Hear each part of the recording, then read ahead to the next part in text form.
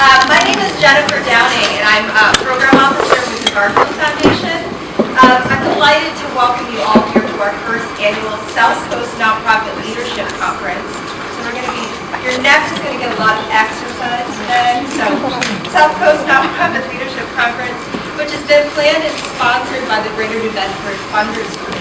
The Greater New Bedford Funders Group is a regional network of grant makers that support a variety of issues here in southeastern Massachusetts.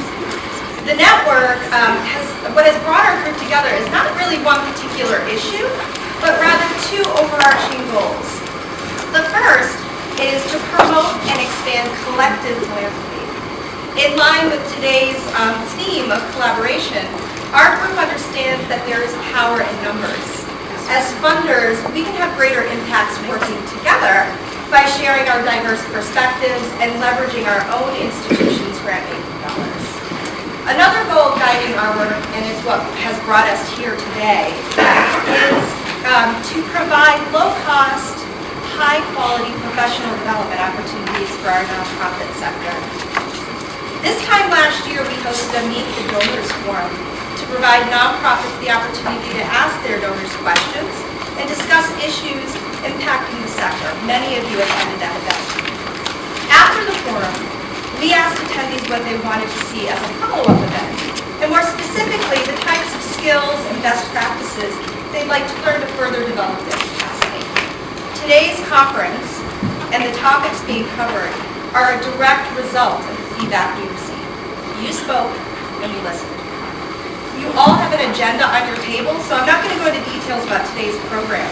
I will say that we are honored to have three amazing speakers here that possess a wealth of knowledge and experience in their respective fields. And I'm confident that we're going to take back a lot of rich information to our organizations.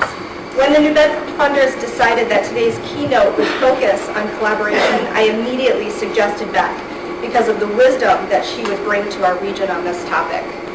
Beth is a facilitator, organizational consultant, and trainer with over 20 years' experience helping people and organizations collaborate across sectors in pursuit of joint goals.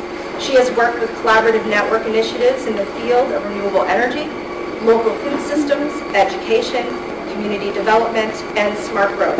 She specializes in helping clients use a network mindset and systems thinking to achieve greater results. Beth has a lot to share with us today, so I'm going to stop here and turn it over to Beth. So now you got to turn around and face this way, and Beth, just raise your hand in the back if I'm not speaking loud enough. And we have some slides here to illustrate I want to show you a lot of visuals today and tell you some stories of a variety of different initiatives around the region to help you understand this idea of creating collective impact.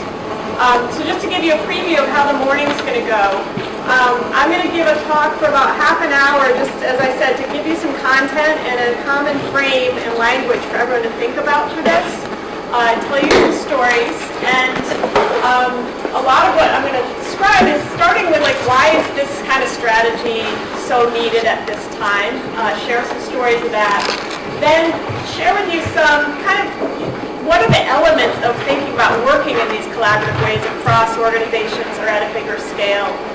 Tell you some stories of other networks and different variety of topics and issues, what they're doing. And then lastly, talk a little bit about how do we need to show up. Because working in this way is different than the way we've been trained to work in organizations. There's lots more that can be said about that, but this will be the beginning of a conversation. And then the second half of the morning, we're going to do an interactive exercise that will be a chance to immediately put these themes and concepts to work in practice. And you're going to have a chance to work in small groups, in conversation, several rounds of conversation. And what we've done, part of the wedding planner setup with your seating assignments and everything today is we very intentionally mixed you based on when you registered, which issue or sector you said you worked on. So you can see we have a nice spread in the room of community economic development, 23 of you, 30 from education, 10 from environment, food, health, history, culture, art, legal, social services, and youth immigrant families and others who didn't have a category.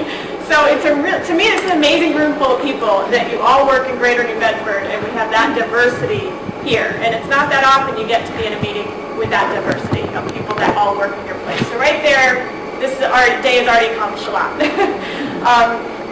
So we've intentionally mixed you at each table, and so we're going to get a lot of these sort of cross-fertilizing conversations going around what you've already seen working, sharing those stories. You're also going to talk about, once you hear everything I say now, what issue or challenge could you try this on in the Greater New Bedford area? So you can be thinking about that, and you'll have a chance to start churning some ideas. We want this day to actually generate something new and move things forward. And then the third will be kind of what does it take? You know, if we want to do something, what will it take to get going? What do I need? What do we need to make that happen? Okay, so everyone still hear me okay? So I want to start by just talking about how we organize ourselves. So Jen mentioned a little bit about my background, just a little more context. My career's mostly been in consulting and in nonprofits. I started out with 9 years of work for Arthur D. Little up in Cambridge, consulting firm, mostly working in corporations, all different industries, all different types of facilities. I was one of those people that flew around in planes and dropped into lots of places, but it was great training in how do organizations work, what are the patterns, how does change happen, how do they serve us and not serve us. And then I left that and co-founded a nonprofit, an entrepreneurial time of my life. So learning, what does it take to start something new, and becoming quite familiar with the challenges of small nonprofits and growing nonprofits and funding and all that. And that was all around sustainability, which was around the theme of how can we design things smarter? How can we learn from how nature works and start to really design sustainable, restorative ways of living on the earth and building strong communities? And so a lot of what you'll hear today is informed by that perspective of how does nature organize? How do living systems work? Because nature has 3.5 billion years of evolution, leading to ever more biodiverse, resilient systems. And so, we can learn from that perhaps in modeling how do we design our approaches. And then more recently, my work has shifted into the work with New Directions, seeing that to achieve the scale of impact and to be effective in affecting these very complex, interrelated challenges and systems we're part of, an organization as a unit to get things done isn't up to the task. It's part of it, but we need to start organizing in different ways and at different scales. So that's going to be one of my main themes today is we need to think about different ways we can work together to get things done. Now most of us have worked and lived in organizations and institutions our whole lives. Church, military, education, school systems, nonprofits, foundations, it's sort of the water we swim in as fish and we don't even recognize. It's actually just one form. But often you see on the left the org chart, you got top down, you got departments, right? We kind of group things into topics, specialize. So there's often this mindset of it, like we focus in on the parts and we hope they all come together and add up to something, right? And we see it a lot also in everywhere I go, I see it, silos, right? We have things get a little too divided and the parts don't talk to each other. And so just some quick data on New Bedford that Jen shared with me. This is a slide of how many nonprofits have been formed, 1860 to the present. And there was a scan done a couple years ago. There's about 200 nonprofits in this region, about 15 foundations. So the next piece before I go to that, I just want to talk about one of the challenges with our current model, with this fragmentation, is you have nonprofits and you have business and you have government, thinking of those as three main sectors. And each of them is doing their own thing. We're all really good. We develop a strategic plan. We scan the landscape. We figure out what piece we're going to do. We've been, beat over the head to have metrics and perform on them and have goals, right? But every part of that, all that system tends to drive us all to try to do a little chunk that's pretty short term so we can prove to other people that we're doing something useful, right? So politicians want to do something by the next election, government, business wants the next quarter. Nonprofits have to prove their grants are doing something. And that doesn't set us up well to do anything complex or long-term or integrated. So I'm seeing a lot of nods. And as a consultant, I've spent a lot of time being called in and doing stakeholder engagement and developing a big plan, and you put all this work into the plan as if that's the point, right? And then the mayor leaves, and that's no longer there. And the next guy's like, that's not my thing, that was his thing, right? And I'm done. Like, I've just spent too much of my life developing all this great stuff that there's no structure to carry it out. And so that's one of the main reasons a lot of us have started to say we need some different structures, particularly in a place where how do we create a space or a way that business, government, citizens, schools, all the parts of a healthy system can come together and have a vision and hold that vision and carry that out for a long time, for 10 or 20 years, right? Whoever's governor, whoever's mayor, whichever businesses come and go, but that there's something that's held together longer. And so that's one of the main drivers of this. And another way to think about it is we're really good at focusing on the ground. And we also, as Americans, are very good at, we look out for ourselves, right? We're all about independence, cowboys, pioneers. As they say, like, I may not be much, but I'm all I think about.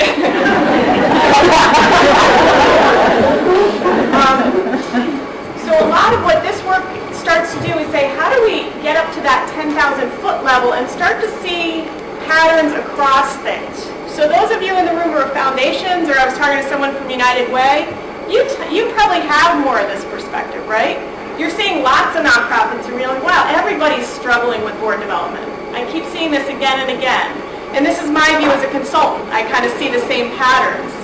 When you're in it on the ground, you think, wow, we have a big problem here. But when you get to 10,000 feet, you can actually say, well, let's figure out some solution across so everyone isn't hitting this. And at 30,000 feet, it's like, what's the barrier everyone's hitting, or how do we rethink the system? Why are we funding nonprofits in this scarcity-based, eke out a little, grant here and there model? Is there another way to reinvent this? This is the point we're at, but you have to get a little higher to start thinking about that. So the key question, a lot of what I work on, and I work my clients on, is strategic questions. So the question you want to be asking, what needs to happen collectively or at a broader scale than one individual or even sub-network can do alone? So that's what inspires this work. And what I'm going to share with you is some stories of what's starting to happen is at the 10,000 and 30,000 foot level, we're inventing new organizational structures to coordinate work at that scale. And it's sort of like quantum physics, like when you get to that level, it actually needs to look different than organizations. It's the way we show up, the way we connect and lead and work together is a different animal than it is in the on-the-ground tactical organization. So we're all really good at project management and that kind of thing, but this looks different. That's what I want to share with you a bit more today. And so this is actually a quote from Garfield Foundation. Jen's organization is a real leader in the country on this kind of thinking and projects, and they talk about it as we need to build our capacity to think systemically and act collaboratively. Okay, so along those lines, one of the first things I often do with clients to help them get to this 10,000 foot level, and you'll find this on your table, is let's get a map of the system. And so there's lots of new software and ways to visualize data. So if you see this on your table, what I did was Jen sent me just a list that had been gathered from the funders of some of the different collaborations that are happening. And yours looks slightly different than mine. I realize I didn't get the final version of my slides. But you'll see a bunch of hexagons. And those are some existing collaborations in New Bedford. And every organization that's a member of those is a dot. And apologize about the teeny font. And then if you're in more than one, you'll see they show up kind of more towards the center and as bigger dots. So you can see which organizations are in a number of them.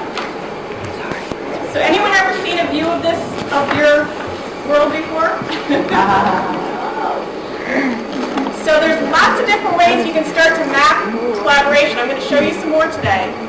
They're kind of cool and funky, but the real value is that you get the folks in a room having a strategic conversation about what's the story behind this. What does this mean? What does this tell us? Okay?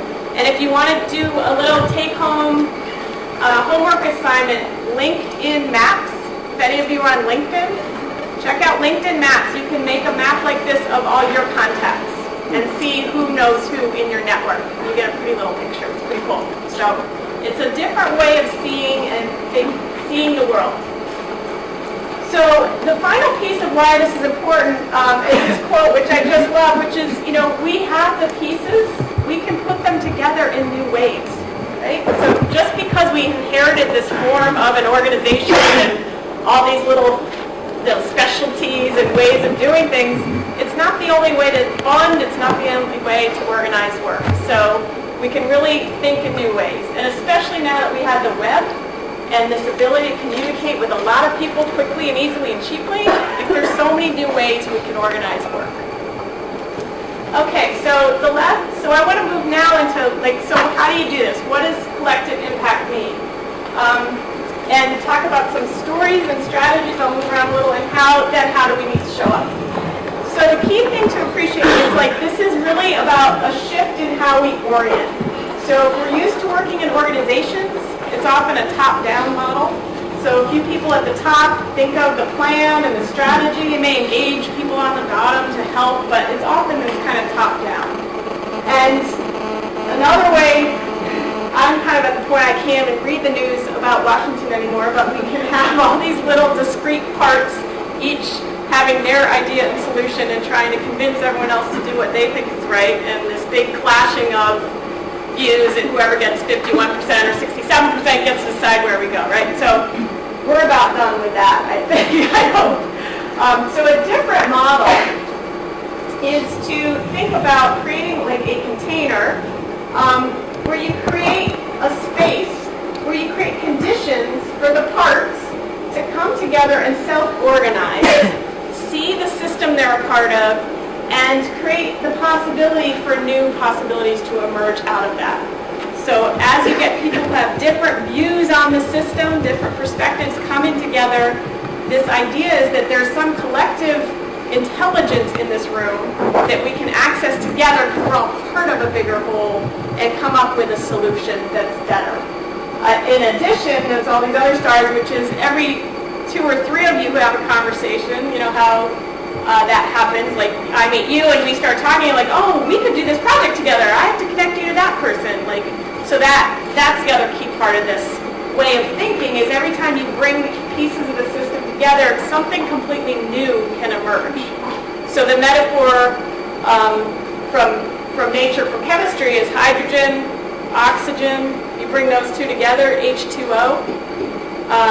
Water has all of these properties and qualities that H and O don't have, right? The two independently don't have. So that's where it gets exciting. And this is a different way of thinking for us, for Americans. And so just to tell you a quick story, because this relates to how we actually see the world.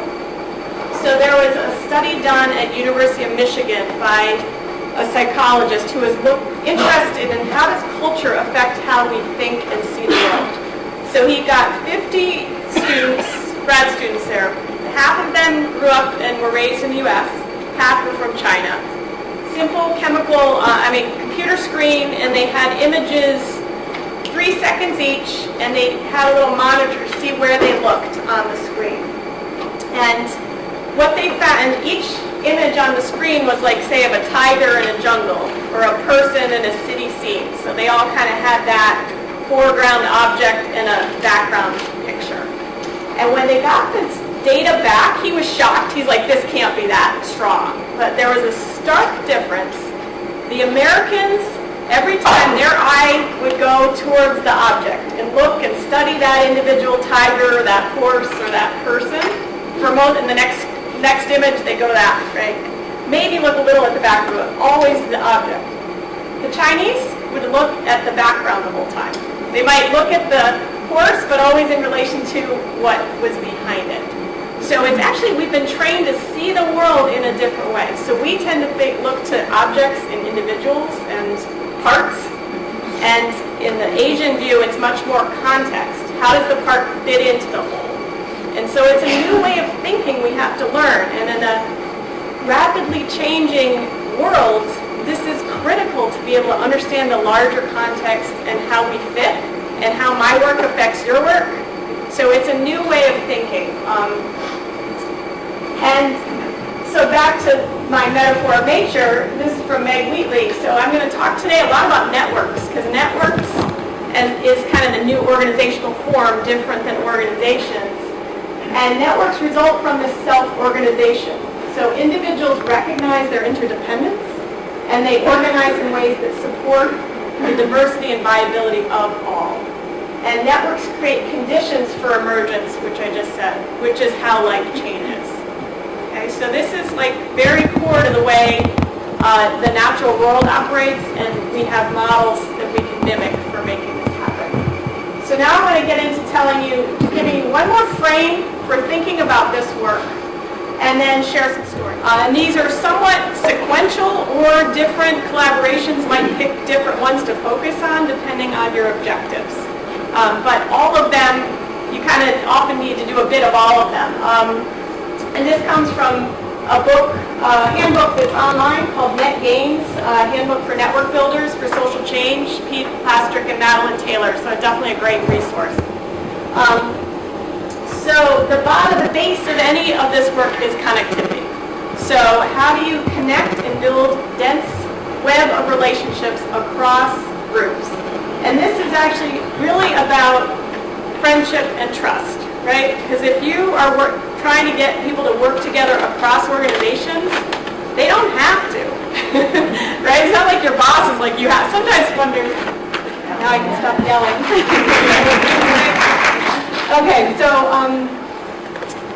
as I said, this is about building trust and friendship. So funders can say you guys have to work together, but that's not really, that's most of the leverage you have, right? So what you want is, you've been to meetings where you have a great time and you make a new connection and you really learn about someone's challenge, and then you know you're going to meet in 2 months and you come back and you see them and you're like, hey, how did that develop? How did that go? You know, that's the base of it. So there's a great story from Hardwick, Vermont, the town that food saved. There's a new book out on it, and that little town in northern Vermont went from 150 jobs to 500 jobs, all based on a local food system. And one of the kind of invisible things behind it was that all the entrepreneurs in town who were running farms and food-based businesses, they started monthly potlucks. They just bring some good homebrew beer, some good farm-raised food, garden food, different business each month. They'd share, this is what I'm up against, you know, chat, talk. And over time, it really became this hub of ideas and innovation, and I can give you my waste hops for your pigs, and they lent each other money, and it became this amazing. I call it like an incubator space, that helped them all understand the systems and what the needs were. No 501c3s, no boards of directors, right? So potlucks. So that's the base is connectivity. And then, so that's connecting and strengthening relationships. And then the next piece is aligning and coordinating work. I'm going to share some stories of that, so I'm not going to say a lot. And this whole ability we have to do learning together, so peer-to-peer or cross-sector. So one of the common models for these kind of collaboratives is like a community practice. So for example, farm-to-school network, every school we could green the campus, we could have, school gardens, we can get healthy food in the cafeteria. So every school's trying to figure that out. Every school's designed pretty much the same way. So let's get all the people working on it together and sharing and having online connection and meetings, and ways to aggregate our knowledge and learn over time. And then the final thing is then collaborative action. So let's come together and do something, okay?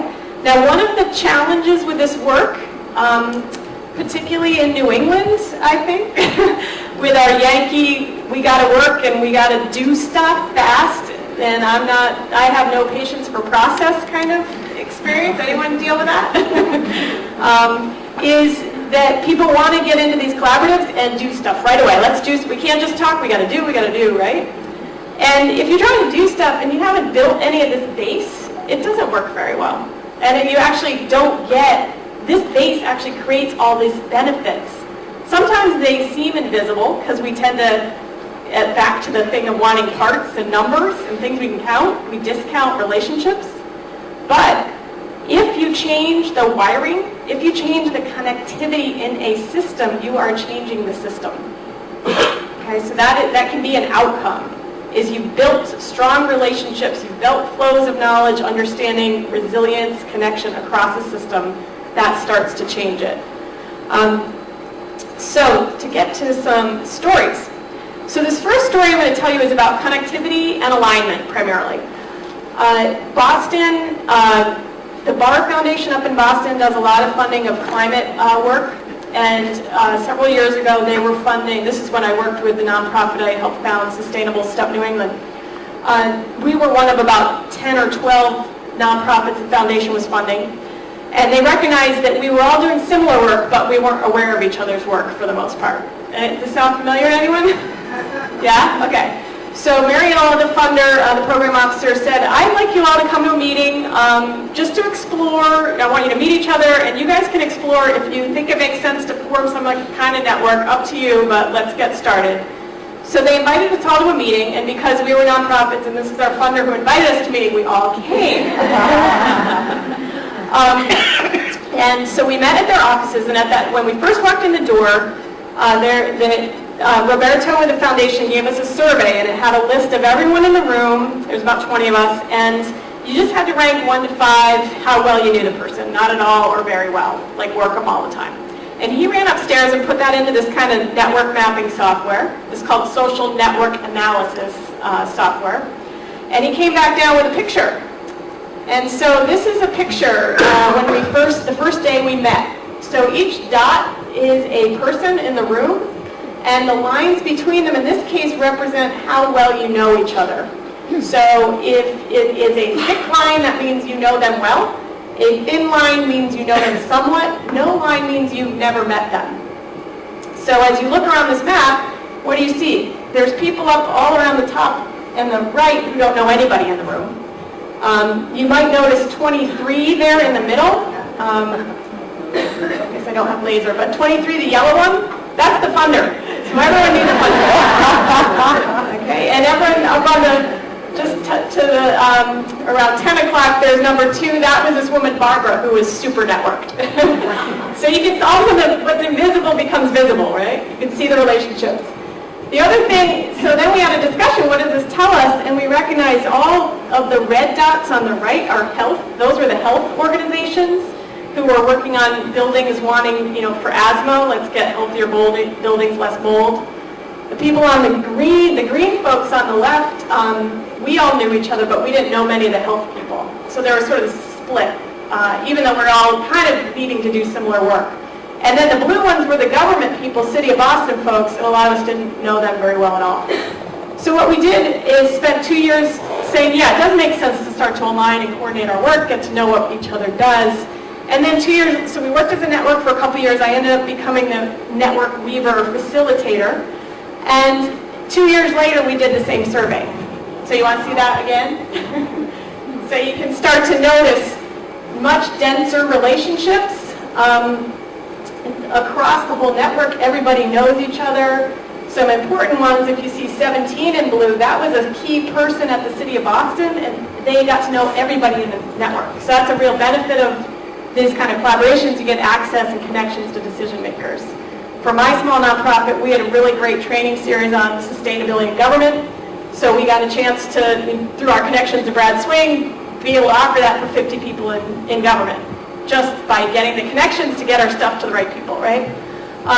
One other exciting outcome, which is an example of networks, is my colleague Paul Lipke at this very first meeting met Gary Cohen, who worked with this amazing organization called Healthcare Without Harm, which is working to green the healthcare sector.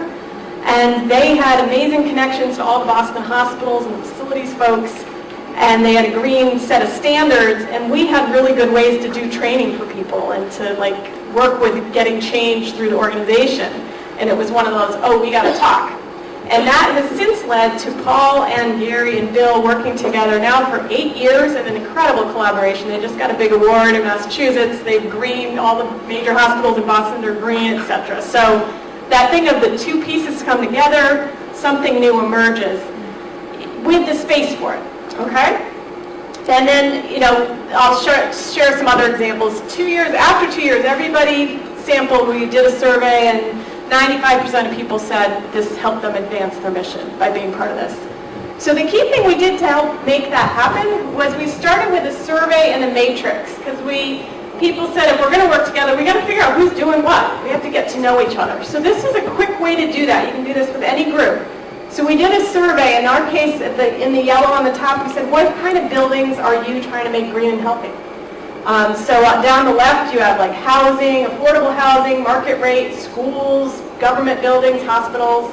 Across the top are the different organizations, and then we just have check boxes. So again, as a group, the importance of a picture like this is we can start to say, well, wow, our work really overlaps in the area of affordable housing. 8 of us are all working in that space.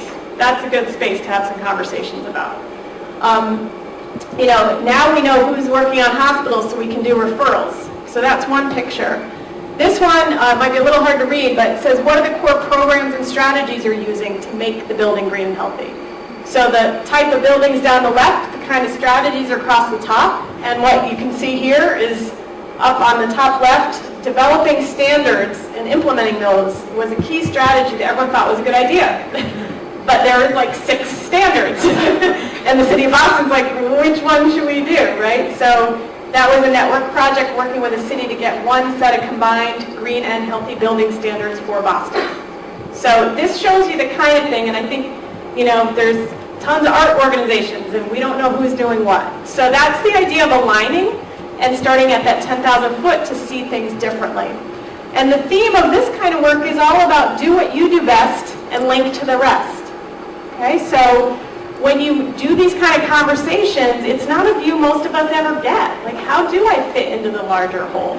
So we did a similar mapping exercise with a bunch of nonprofits in Boston that were doing tutoring for inner city first generation students trying to get into college. And they were all tutoring them, and when we did this mapping, we realized, wow, some of them have particular skills in helping Spanish speakers. And some actually are developing programs for veterans. And these ones actually have a lot of great stuff on careers. So you can actually start to see your niche, okay? Or see where you overlap. You can then say, well, let's get together and talk about best practices, or learn from each other. Have that. So there's lots of conversations it can lead to. And in a field where we all tend to think, oh, we just got to be competitive and not share, that's a mentality we have to start getting over, to say it's okay if we overlap, because we do want redundancy in systems, and we want lots of people innovating and trying it. But we also can realize, here's where I can become a specialty and contribute. And that's how ecosystems work, right? So that's the connectivity and aligning, coordinating work, and there's lots of that to be done everywhere. And then the peer-to-peer cross-sector learning, I want to give you a story about that one. So this is one, and a lot of these are kind of more on the environmental side, but I hope you appreciate these ideas can kind of work for across issues or sectors. So this is Urban Sustainability Directors Network, USDN. They connect urban sustainability directors in major metropolitan areas across the U.S., so Chicago, Boston, Milwaukee, and they become members of the network. And the network doesn't have a big organization. It's just a coordinated, maybe 1 or 2 people coordinate as staff, and the work's done by the members. So when you become a member, you're required. There's certain things you have to to do to be an active member, and they keep the network intentionally small, like 100 people, so they get a lot of trusted peer sharing. And if you're not actually participating, they ask you to leave and let some other member have that seat, which is great. And so one of the things you agree to is you have to be part of a survey 3 times a year, so that the network activities and design can be constantly focused on what the network members need and want then. Okay, so it's a very fluid design. Each year they start with a clean slate and say, what activities should we focus on? And if the members aren't interested, no one's participating, they drop it off. So that kind of fluidity is also a characteristic of these collaborative forms. And it's not often a characteristic of organizational forms, right? Which can tend to get really calcified and, rigid because it's somebody's job and you can't change that, or right? So, so what USDN does, they send out, in addition to all those surveys, they send out a weekly newsletter. They actually track who's clicking on what. So like they might put in a news item about bike sharing programs and realize, oh, I got someone in Arizona and someone in California and Oregon who all clicked on that. I can tell they read it. Maybe we can create a little facilitated dialogue on that. And so they develop all kinds of facilitated discussions. This network's mostly virtual, and then they also each year develop a series of work groups. 80% of the network members are at least one work group, and they might, it's whatever current challenges are up, emerging issues. Members come together, work, figure stuff out, develop tools and products, share them back to the network. And the network structure provides innovation funding to support what those work groups need. And what's important here, if you look at the bottom, that's my little image. Instead of a pyramid, this is a network, which is much more thinking of it as a container, holding the work of people, holding and supporting the work of its members. And now they have moved towards having regional networks, in addition to national one. The other model I just want to quickly share with you about this, and this relates to the funding side of this work. What they've also been very intentional on is saying this network of urban directors across the country can be a real hub of innovation and a way to surface the innovations. So who's got good stuff wherever they are in the country, let's surface it. And if you figured out something that works, you figured out a way to do electric vehicle charging stations at, at rest areas or whatever, let's get that surfaced and funded, and so we can pilot and replicate and scale it. So they have a little committee.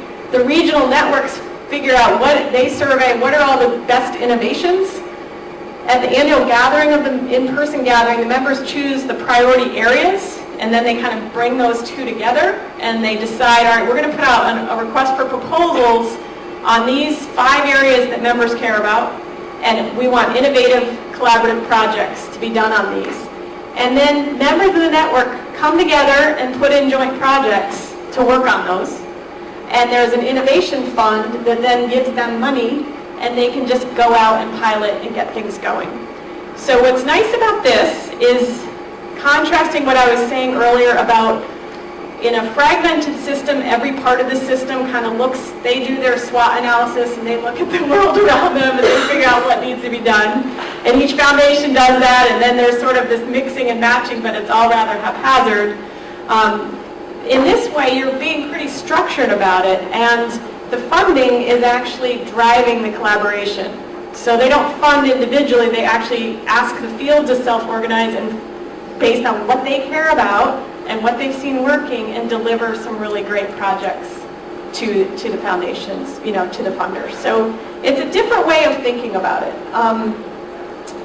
So that's the learning together. And the other part of this, the learning over time, is also really important. In these collaborative structures, we build right in from the start this constant, it's much more like a design prototyping way of working. So like, we're going to do something, we're going to see if it works, we're going to come back together and learn and reflect on it, and then we're going to adapt and evolve it and do it the next step. And when you're working in complex systems, this is the way you got to do it anyway, because you affect one thing, you take one step, it has consequences, and you got to stop and say, what happened? How'd that affect you? How'd that affect you, right? So when you get a complex system, you can actually start to catch those sooner and be smarter about it. And so the next one I want to talk about at the top is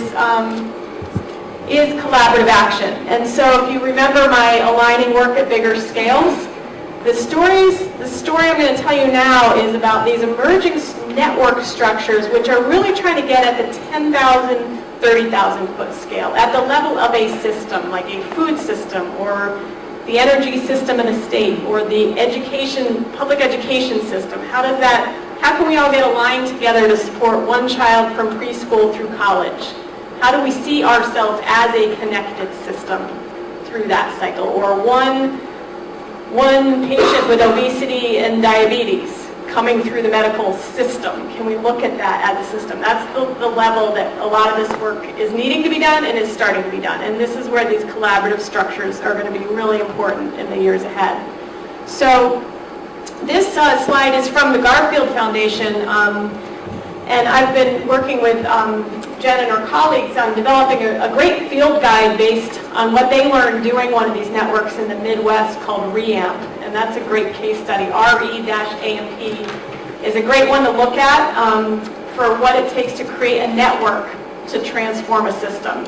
In that case, it was around renewable energy in the Midwest. I'm not going to tell that story today, but if you look up Monitor Institute and REAMP, they've got a really nice case study on that. And the field guide will be coming, I think, first or second quarter, and a video, which I'm really excited about. I'm going to make an animated video.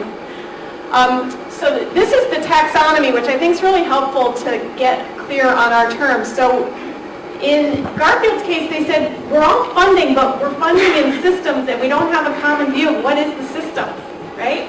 And for example, in Vermont, a client I work with, the Vermont Energy Action Network, the foundation funder, she went around before they started, they were starting a new round of programs and grants, what should we do? She went around talking to everybody. And Vermont has 600,000 people. It's like the population the size of Boston.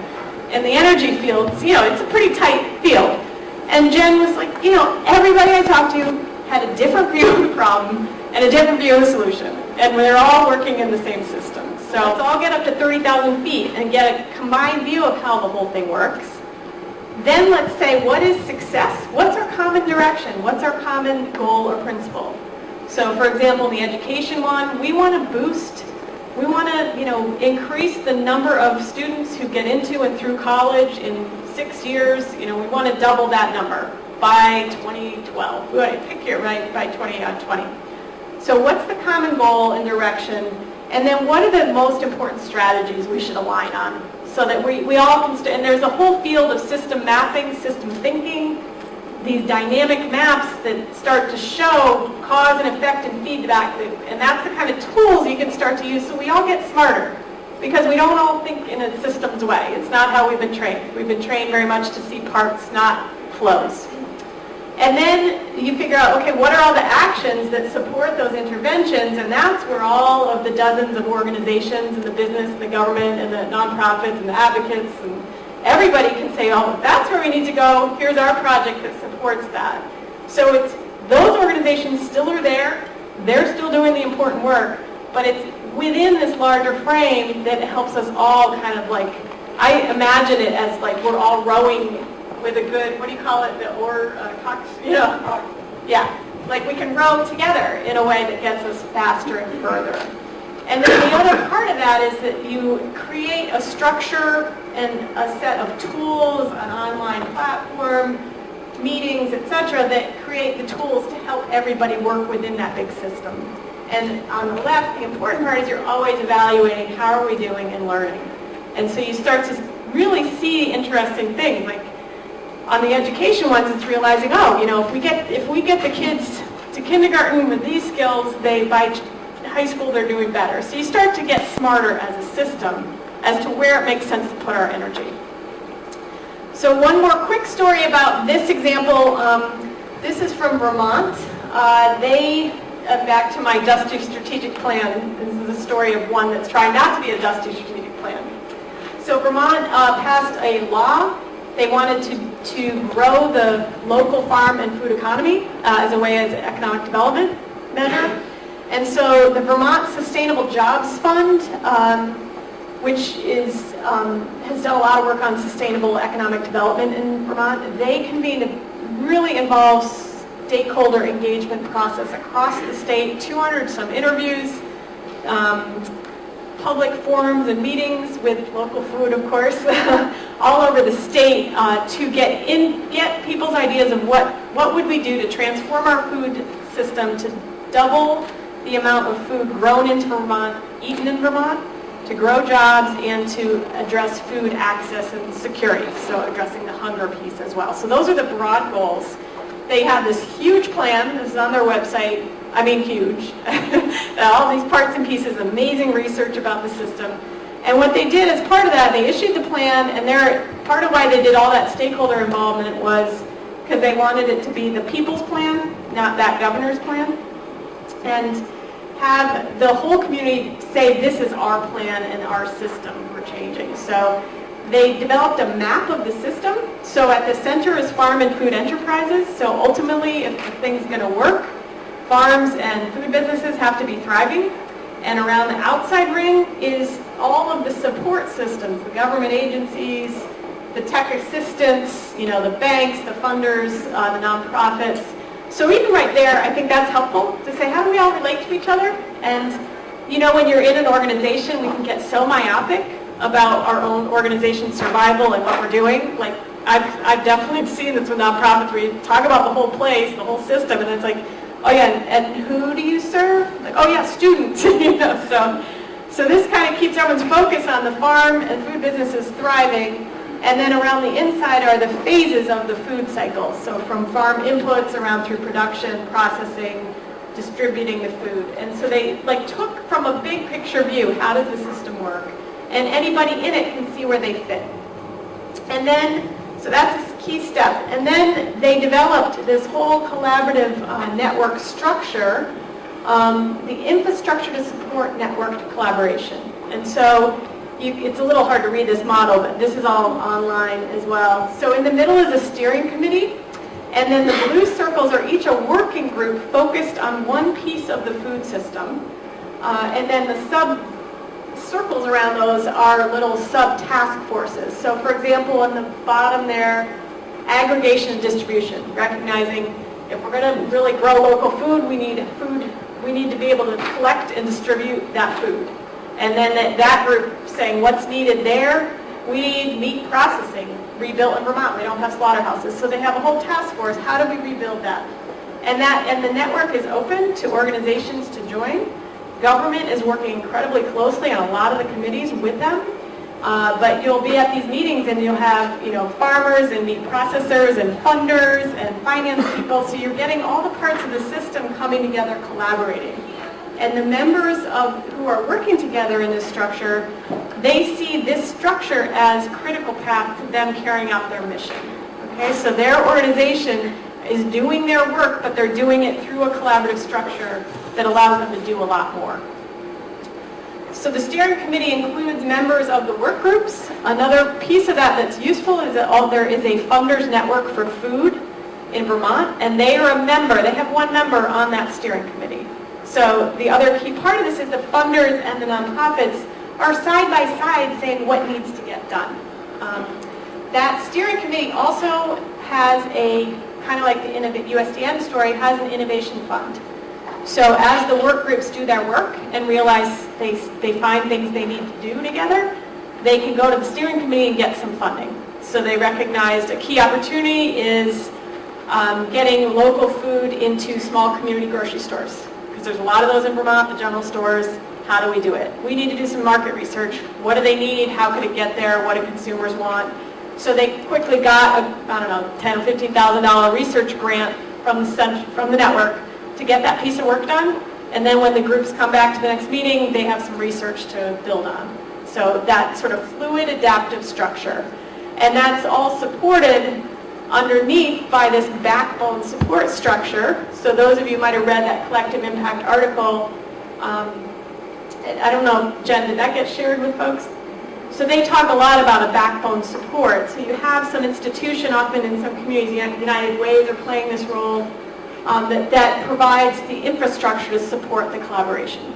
So part of what this scale of collaboration is saying is, I think Kania says in an article, expecting collaboration to happen without a supportive infrastructure is often why it fails. So you'll see, the more the funders can be clever in thinking intentionally about how do we fund in ways that move towards collaboration rather than encourage competition. It's an important question. And so part of that, one of the things that they've just launched is called the Vermont Food System Atlas. Another thing, just get online, check it out. It's a great, big, beautiful resource they've created. They have an annual meeting, and they help facilitate all these gatherings. One other piece that they've done, back to my aligning story of the matrix, at several parts through the network. So they have some cross-cutting teams. Like they have one on finance. So they did some mapping, like what are all the finance tools to help farms and food businesses from inception through growth. And let's align and make a map of that. And how well coordinated are those? Where are the gaps, right? Same with technical assistance providers. Got them all working together, aligning their work. Who's helping? Who has what ways to help farmers? Where do we have duplication? Where do they have needs that aren't met? Okay, so that's the same kind of work. So they are in their third year now. I was working with them in the early years on the governance and on some of the convenings, but they just had their third conference last month. 300 organizations are now collaborating in this network. It's really remarkable to see what's happening there. And it's spurred every other New England state to start to do food system planning. So just real quick, collective impact approach, common agenda based on a systems view. You do your typical strategic planning cycle, but you coordinate your activities focusing on the leverage points. You find out how we're going to measure our progress. And then you have lots and lots of channels for learning and communication. So the whole system's getting smarter. And then this backbone support. So just a couple final points about how we need to show up. So network collaboration, as I mentioned earlier, it calls for different leadership skills and approaches. So if you look on the left, typical organization, we have a few leaders. There's pretty big emphasis on control and carrying things out consistently, procedures, pretty directive planning, and then we evaluate how we did. In a networked way, it really shifts to have people having a role and a contribution. So it's not so much a job title, it's like, what role can you play? Well, I can show up and facilitate this meeting. I can show up here and offer my skills in this way today. I can show up tomorrow and offer them in another way. So it's much more fluid, and this, to me, I get very excited by the potential of these structures because one of my things I always got dismayed at, particularly in large organizations and others, is you have all this untapped potential, all these untapped resources and ideas and visions of people who are on the bottom, let alone all the people who are disconnected, in neighborhoods that are, low income or others that are disconnected from our economy, from our system. So there's ways, in networks ways, we can link many more people into the system and allow them to show up bringing a lot more of their talents. And everyone can play a leadership role. So leadership is much more distributed and fluid. And the emphasis isn't so much on control, it's on facilitation and support. And instead of a small group in the know, it's actually the network's healthier the more information is open and transparently flowing. And this is the way we're already organizing ourselves online with the web. This is the way the younger generation is used to working. So it's really is kind of what's coming in. And again, as I said, a lot around innovation and reflection and learning. So a couple key themes here of how we have to show up. One key thing is that I mentioned creating the conditions for emergence. So it's much more like thinking like a gardener, that we want to make healthy soil and give everybody what they need, but we're not directing those plants how to grow. So we tend to lead with questions, not answers. Instead of having an answer that I go convince everyone what to do, I spend my time thinking of what's the right question to ask. So you might start with what would it take to do this, and then we go out and try some things, and then how do we build on what's gone well? What did we learn? And then do the next step in line with the vision. And so one aspect of this, when you lead with questions, it's really, as one of my clients said, it's an experiment in faith, really, right? So I'm going to come into this room with an open question I don't know the answer to, because I trust that the wisdom in this room is going to be surfaced if we do it right, and we're going to get the answer. Now, for most of us, this isn't how we've been trained, right? We've been trained to have all the answers, to show up with answers and know what we're going to say and all that. But really, if you want to create emergence, you have to have the faith to show up and let the group tell us where it needs to go. Okay? And so as part of that, we have to host meetings differently. So hopefully, I've been talking a long time as a talking cat. Hopefully we haven't reached this point. But in the organizational model, the top-down model, it's often an academic model. The professor stands at the front and has all the answers, right? Or conferences are often set up that way when there's all this wisdom in the room. And so in hosting meetings, you know, a big key is what's the question and how do we create the container to get the collective input of everyone in the room and then find the answers. So lots of tools and techniques for that, ways to map networks, help people see systems. A lot more I could say about that, but that's, as you move towards that, that's a key theme, is really starting to rethink how you think about setting strategy, how you think about convening meetings, and creating ways for the disparate parts to come together and do more. Okay, so what we're going to do for the rest of the morning is a World Cafe. Anyone have done this exercise before? Just a couple, okay. So you guys can help us direct. All right, so the World Cafe is a facilitated exercise that models a lot of principles that I just talked about around networks and emergence and self-organizing and cross-pollination. So it was developed, there's a book over here called The World Cafe, there's a website, theworldcafe.org I think it is, that maps the process. It's open source, anyone can use this facilitation process. So the idea is, if you think of the environments that tend to create and generate a lot of creativity and new ideas, it's often cafe cultures, the Renaissance, other things where you have lots of small groups, places like Istanbul where you get lots of different threads of people coming through and meeting and connecting. And so what we're going to do is create a space in here like a cafe as best we can. And we're going to have you group into groups of 4 people. And so what I'd like you to do is kind of like pull 4 chairs on either side of these rounds of 8. And have 3 rounds of conversation. And so that's my image of the groups of 4. Here's how the process works. We'll have 3 rounds of conversation on 3 different open questions for you to find us some answers to. So the groups of 4 will mix after each round. So this is sort of the magic of the process. So this is an image of tables each with groups of 4, and this is the animation that one person, after about 20 minutes talking about the first round of conversation, we're going to ring a bell or play some music. Actually, we're going to raise our hands so you stop talking. One person is going to stay at that table as a host, and then everybody else is going to mix in a completely random way all over the room and sit down with a new group of 4. Okay? So we go from one person staying and mix it up completely. So this gets the mixing and the diversity happening. And so when you get to that new table, when you have your first conversation, we have colored paper on all the tables. So we ask that one person be a scribe from that first conversation. We have markers. Actually, several people can write and doodle all you want. We have markers. But someone of the 4 of you, just try to keep the high points of the conversation. And the host, when the new people come, is going to then share. This is some of the key things we talked about. This is where our conversation went.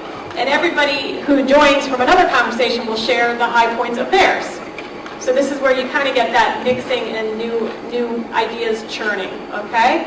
And then we'll give you a new question. And then that'll be 20 minutes. And again, one of you take notes, one person stay, and then we mix a third time. So you're going to get a chance this morning to have a good conversation with at least 9 people, which is good, and that'll intentionally be across a lot of sectors. And then we'll have a time at the end to kind of capture some harvest. So about 20, 25 minutes on the first question. I'm going to give you a 5-minute notice. Right, make sure you recorded some notes, shuffling up the groups. We'll do that round again, and then to the end, and then we harvest the ideas that you get excited about. We will not be doing a long breakout session, report out from every table. We're going to hear the best ideas. And one more process thing.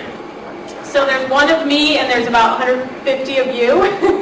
So the hardest thing is at the end of the round, when you're all animatedly talking, for me to get you to be quiet and stop networking, so that we can do the shuffle. So if you remember this in nursery school, where the hand goes up and the mouth goes quiet. So if you can remember at that point, once you see people raising their hand, if you can stop talking, and we'll move everyone around the room. It's going to be chaotic, I'll tell you that. Find a new conversation, okay? And the magic of this is you get the cross-pollinating. You get a lot of different streams and ideas churning and stories told. And when you do these conversations, often what starts to happen, and they call it the magic in the middle, is that there's sometimes one or two ideas or themes or some insight that starts to come up, and maybe it finds its way around several tables or whatever. And what I love about this, and you can do this in any meeting, not even 3 rounds, just 2 rounds, but in the top-down model, we often think we have one person talking and everyone listening, and this way, right today, we're going to have 20 conversations in 20 minutes. I mean, that's pretty cool. You know, actually, yeah, so we'll have 60 conversations in the next hour and a half. Okay, so any questions about the process? Back there, yes.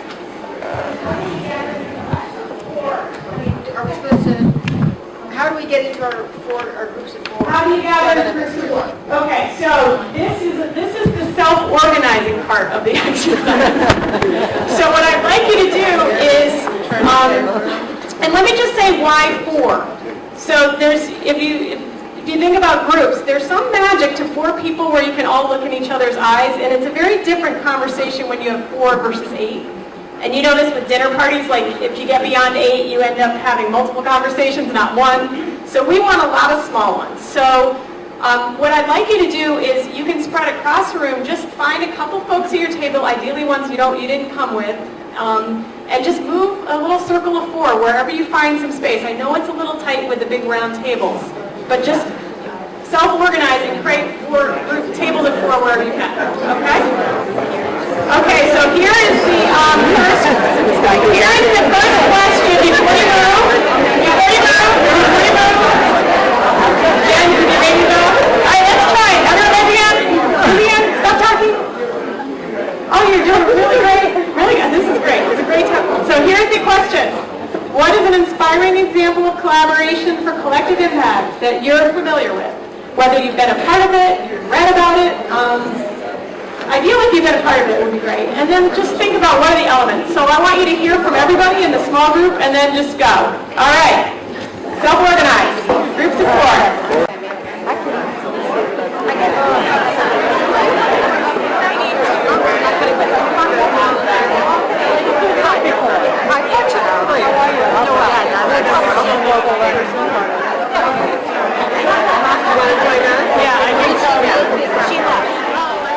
Now for the bit of the chaotic part of it, the fun part.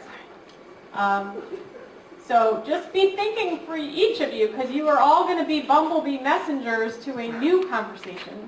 And so not only is the note taker, whoever stays at the table, the host, is going to share the conversation, but each of you is also going to take with you what's just stood out for you in the conversation you just had. Not a complete recap, but just 1 or 2 highlights, okay? So you can start thinking about that.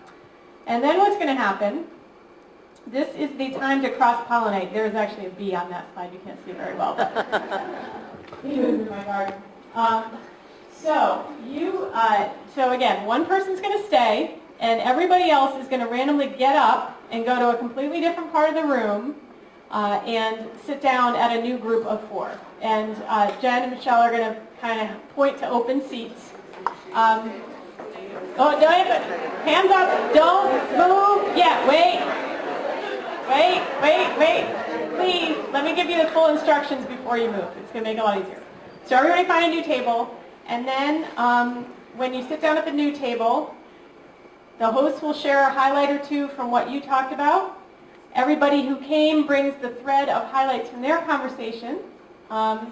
If you all get jazzed and want to build on that and go with that, that's great. But we then offer a new question, which is up here, which at the next conversation, we want you to then think about looking forward. What is an issue or a challenge in our community that might lend itself to this kind of collective impact approach? Okay, so any questions before we all move? Okay, so go forth and cross-pollinate, find a new table. Good luck.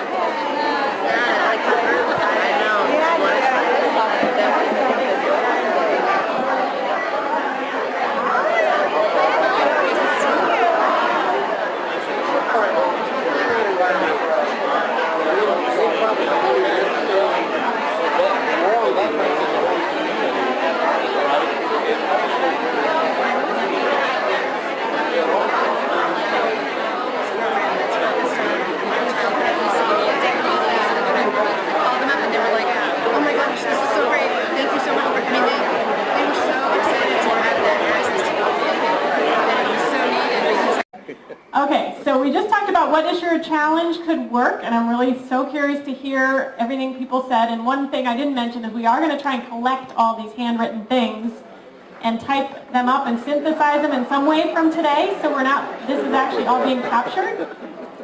So those who are scribing, please, there's plenty of paper and we have more, so take your time, write it all out. So here's the final round. We are going to cross-pollinate again, get more and more mixing of DNA in the room. So again, same drill. One person will be chosen to stay where you are. Everybody else mix and mingle to a new table, far other part of the room completely.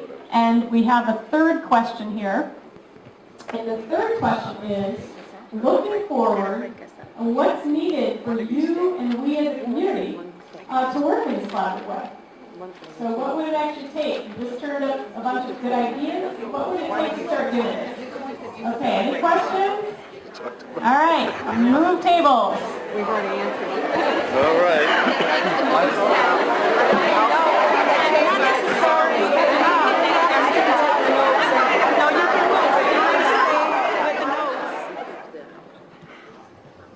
Nicely done. Okay, so thinking about this point of the World Cafe, the final part, we've done 3 rounds.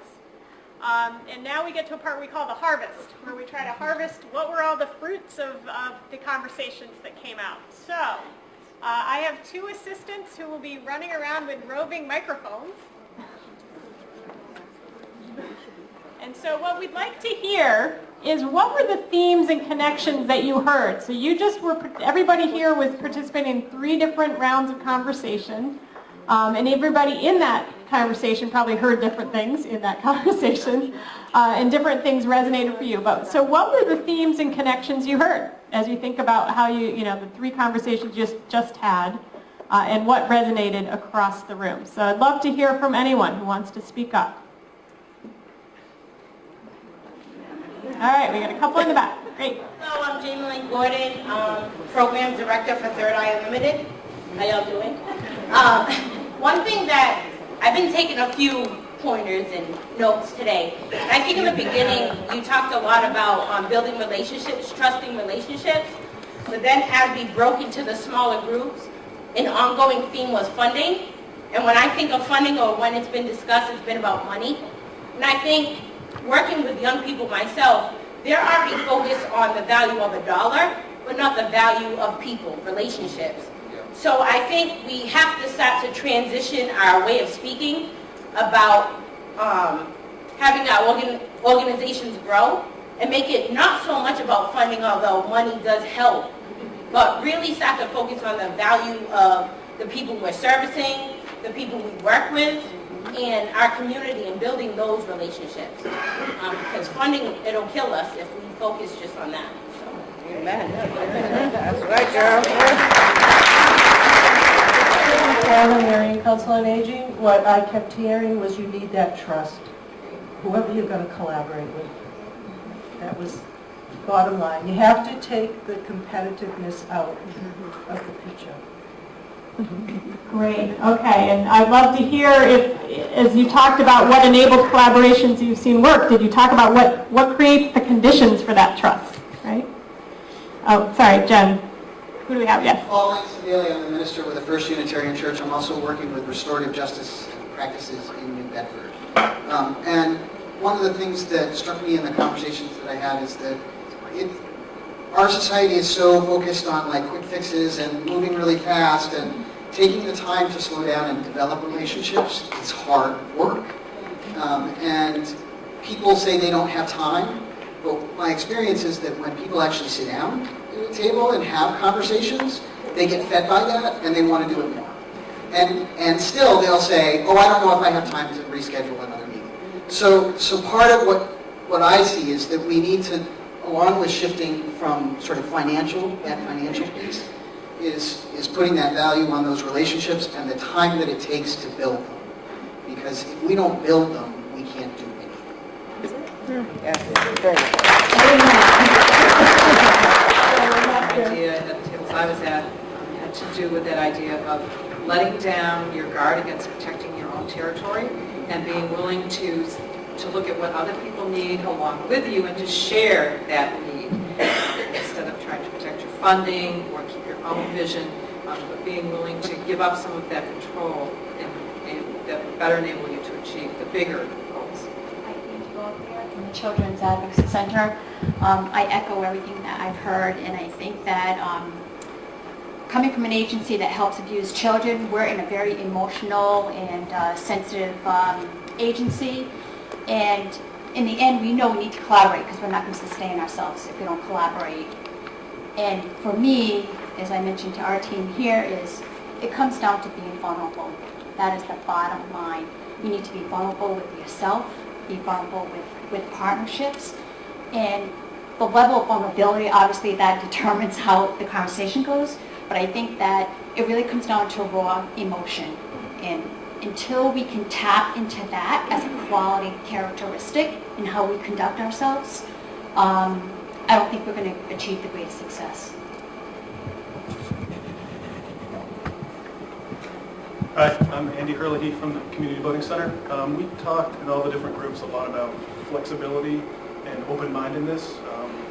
Really, as organizations, if we are going to be working together, we don't want to just be focused on the way we used to do things. We need to be willing to think outside of the box and maybe tweak what we're doing and how we do it to be able to better work with different organizations. All in this or to help others in the community. So that's really the bottom line when you think about it, is making a difference in the community, and we all want the same thing or we wouldn't be a nonprofit. So I'm Nan Starr from different things, but I'm working very closely right now with Paul with a restorative justice initiative, which we hope to actually see as a city-wide initiative in New Bedford, which is a great place to be with this question, because we actually, by nature of what our mission is, have to be collaborating with all the different sectors of the city. So, but I'm a mediator, so by nature, I always go to the sort of bottom line question, which is, what are the common interests? And so it goes to what everybody else has said is, connection, communication, we're all in this together, we've all got the same goal. But as long as we stick to positions, which we all are guilty of having, and I don't say guilty because it's bad, but because sometimes it gets in the way of your ultimate goal. So if you can sort of move your own self out of your positions long enough to be willing to see what everybody's collective interests are and work from there instead of from what you want to see accomplished in your own particular mindset. So we came up, actually this was great opera at our table, came up with it. We need an enzyme using the chemistry analogy, which is a catalyst for a passionate position of power, but and that person needs to be invested in the question, not the position. And in order to do that, we need to identify the common interests and challenge the assumption that we are limited by our resources and by our time. Because as long as we think we're limited, we're not going to be able to do this. Hi, I'm Joanne Sprague from the Children's Museum of Greater Fall River. And we've been talking a lot about education at all levels, from our 0 to 5 population to our K to 12. And the other thing that comes to mind is public-private partnerships. And as one example, something we're doing in Fall River right now with the Chamber of Commerce, and I serve on the Education Subcommittee, is we've started a new slogan called Ed Up. And we're getting involved with the public schools and getting some of the businesses involved in the public schools and doing some campaigning in that way. So I think, again, the schools can't do it alone, and I think we need to think of as nonprofits how we can share with the profits as well and do more public partnerships. For RBC Collegiate Charter School. It's a proposed grades 6 through 12 college prep charter school for Fall River. And in thinking about collaboration, one of the things that I spend an awful lot of time doing, in addition to building a board of trustees and building community awareness about what the mission for charter schools is, charter schools were born in with this idea of how do we take a look at what's happening in very large school systems and try to make some improvements, because it's very difficult to make systematic changes in an organization that's already up and running, and how do you reset culture in an organization, or it's like rebuilding an engine on a plane when it's in flight, and how do you do that? And so the charter school model is really about taking in a small way an innovative idea and collaborating within the community of practice and replicating best practices to then share out those successes in a two-way relationship. So I think that in order to establish a new charter school in a city, you have to identify a need. And it's very precarious to do that without stepping on some toes. And so one of the things that we try to do is, in a very positive way, say, look, we have a need in our community that is based in education and has economic effects across the city and across the South Coast. And if we have a problem, then we need to look at the problem, but not point fingers at one another and say, you're really doing a bad job at this. It's not really about that. It's about saying, how could we be doing better? We have a problem. How do we work together and take advantage of what opportunities there are, including financial opportunities? Because in Fall River, as in New Bedford, there are charter school seats available, and Massachusetts leads the country in charter school development. And how do we maximize on those opportunities so that we break down the silos between independent schools, private schools, Catholic schools, public schools, and charter schools, which are public schools?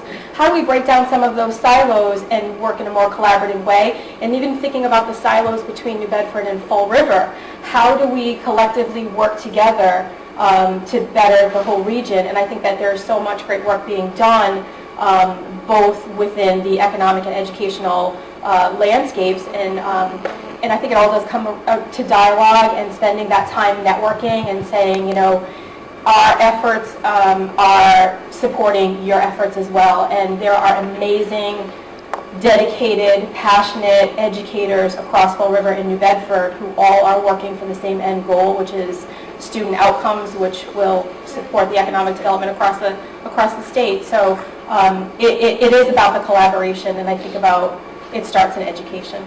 Thank you. Okay, so we heard a couple examples from education, and we've been talking quite a bit about the final round of conversation, which is all quite fresh, of how do we make this happen? What will it take? What are the themes?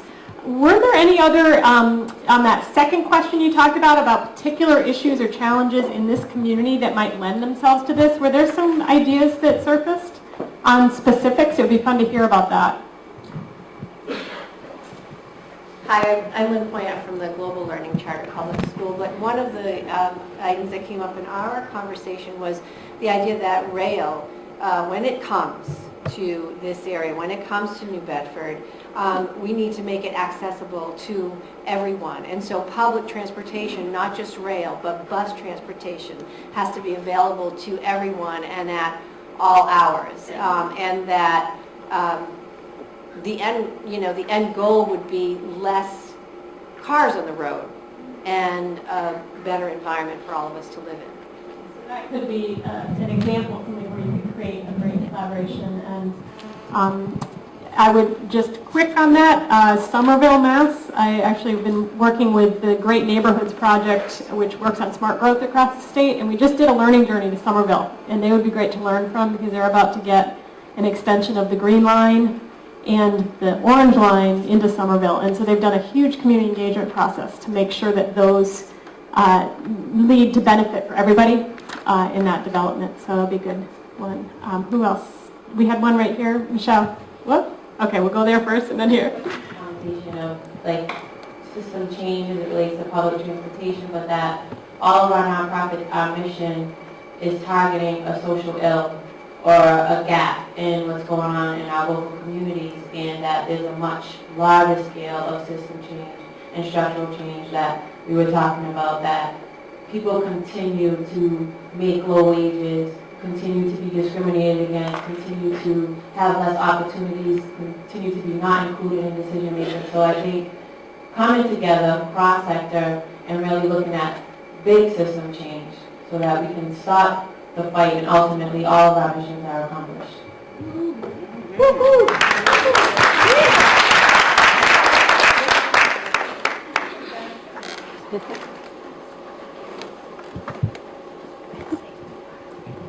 I'm Tracy Furtado, and I'm from the Dream Out Loud Center, formerly Brick by Brick. And it's really playing on that same idea that we need to become the bigger leadership, that we actually all here do want to collaborate and do collaborate, and that we can't be afraid of the challenges and the questions, that we need to handle them in thoughtful, compassionate ways to actually take them on and look at the greater basic needs that we have that aren't being filled in our community, and how we can actually put support behind those of us that are all here that are leading the change that can lead to breaking some of these bigger systematic challenges in our educational system and in our higher funding sources in this community.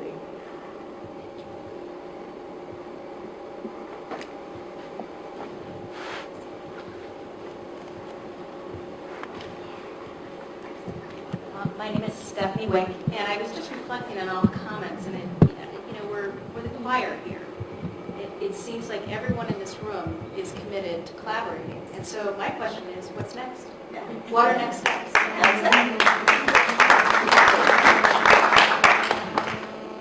Any other specific issues or challenges or themes or connections you heard? There's another one back there, Jen.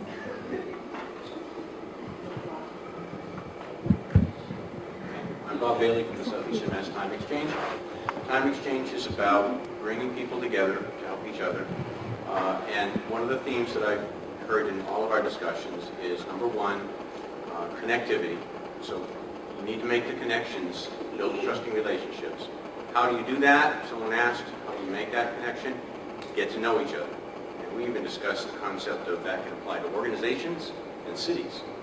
So getting Fall River and New Bedford to work closely together simply might be finding ways to get to know each other better. I don't know, maybe schools could have common parties or something. I don't know. But I think the principle is, if what you're doing brings people together and allows them to get to know each other better, then no matter what you end up doing, it's probably going to work better. Because that's what you were saying, is make the connectivity start, and then out of that connectivity will grow whatever needs to grow. Thank you. One more. I'm Marsha Picard. I work for Fall River Partners for a Healthier Community. The reality is that no one presents with one problem. If there's an academic issue with a student, they might have a homeless issue, they might have substance abuse, there might be job issues, there might be domestic violence, and so no one agency can do it all. And the only way that we're going to serve this client, if we really want to, and I know we really do, is to play nicely together.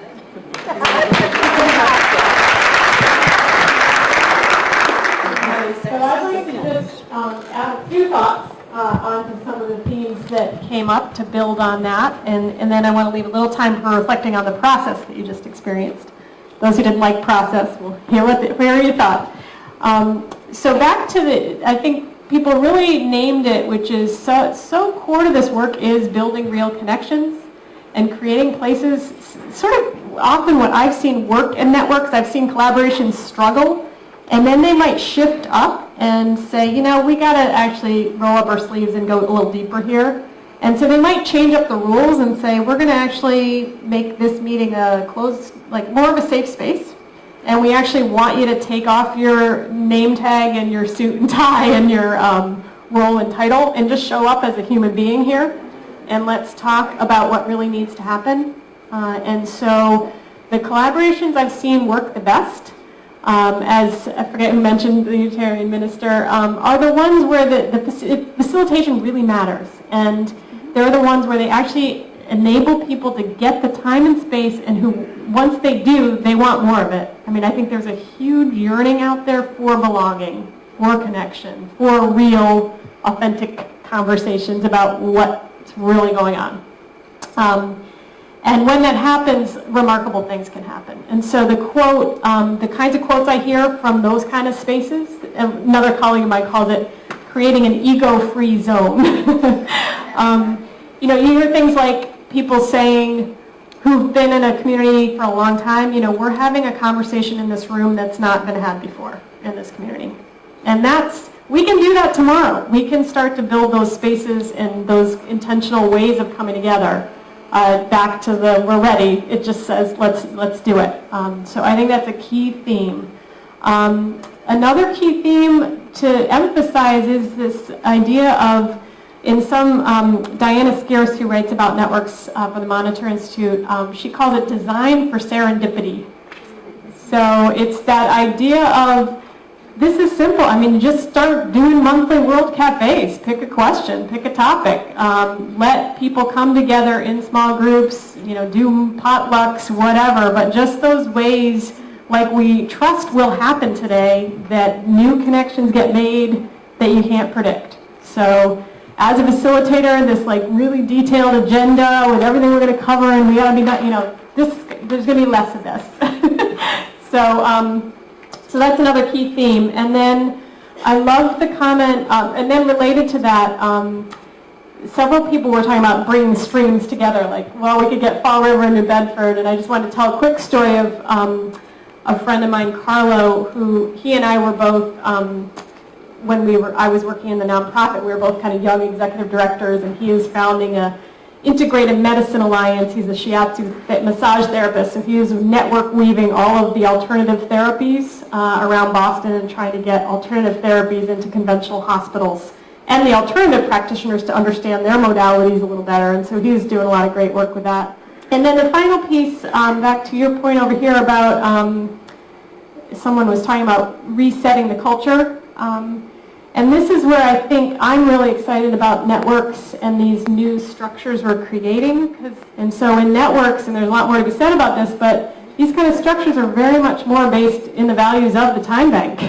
What are my gifts? How can I share them? What can I get? So there's sort of a culture of generosity, openness, transparency, connection, trust, friendship. So this is a chance to do that with some intention and see what generates when you create an organization really embedded in those kind of values. So that's all for further thought. Reflections you have on the process itself. So can we just do a quick survey? How many of you met someone new today? Whoa. So you put your hands down again. How many of you learned something new about your community that you didn't know before you came in here? And did anyone experience emergence where some of the threads of conversation came together and a new idea popped out or something new? Yes. I like it. Okay. Pretty good for an hour and a half. So we have helped the system become more self-aware in that short morning that we had. But I'd love to hear a few reflections. What was your experience of that way of moving around the room, multiple conversations, all the cross-pollinating? I thought it was actually kind of seamless. I had expected it to take a bit to kind of like find your way with a new group, and you just kind of went from one conversation right into another conversation, into another conversation. It was amazing.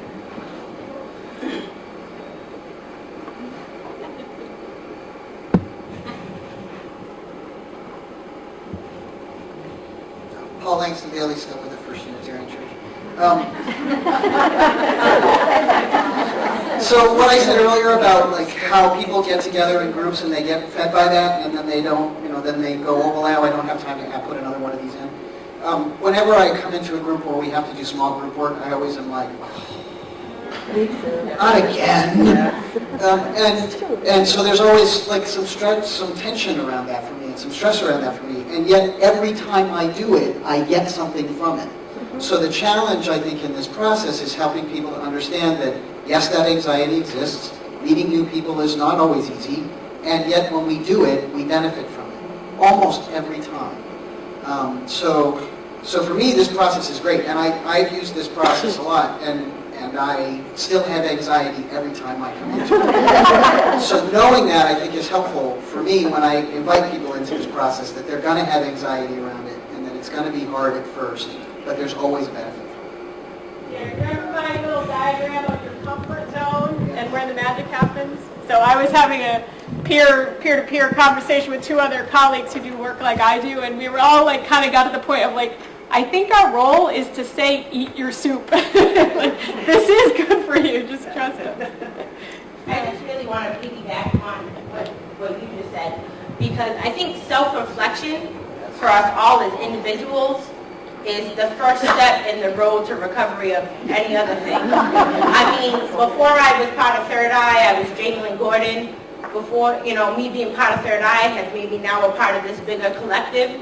But if you're not taking the time to educate you on you, how then can you educate someone on themselves? And I feel like in the nonprofit world, because we're so driven on fixing other people's problems, we then live vicariously through them to fix our own. Or not. And I mean, I myself, through working with young people, have realized the steps that I missed in my own development. And I think for some of us, it can get really heavy in this work on a personal level, to where it's hard to build a relationship because you haven't even taken the time to build the relationship with yourself. So I appreciate what he said, because that's kind of where I've been at in this work before today. But I just like to know that other people kind of co-sign that feeling.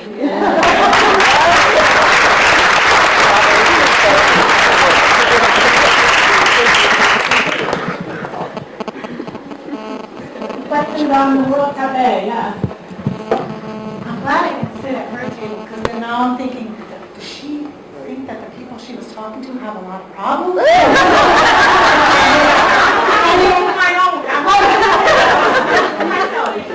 Okay, hi, I'm Susan Remy.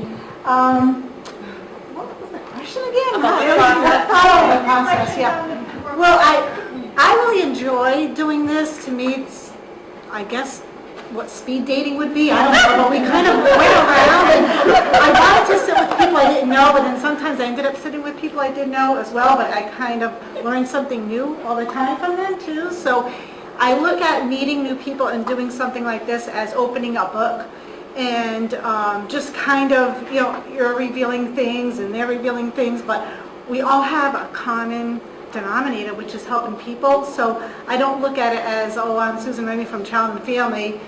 It's, I am who I am, you are who you are, and I could be working at any of these organizations because I think we all have the same common thread, which is helping other people. So at the end of the day, when we go home, we want to know, did we make a difference? And I think everybody here has that passion. So I love coming here and listening to other people and getting new ideas and sharing, what works and what doesn't work. So I think it's very comfortable here for me, and I really appreciate learning from everyone else, and I hope someone got to learn from me too. So this stuff really works.